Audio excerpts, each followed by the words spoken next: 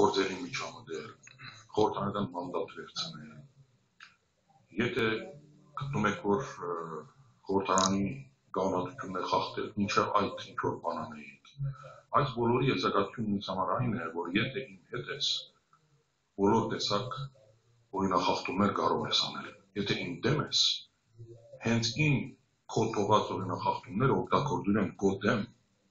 քեզ պատժելու համար։ Սա պետության հատկանիշներ չեն։ Եվ նորից եմ գտնում նախագահի վայրիկ ելույթ չի։ Իսկ ամենավատը այս բոլորի մեջ այն է, որ եթե մեր քաղաքական ներկա բնակը բազմակույն էր, բազմազան էր, այն իմաստով, որ հնարավոր էր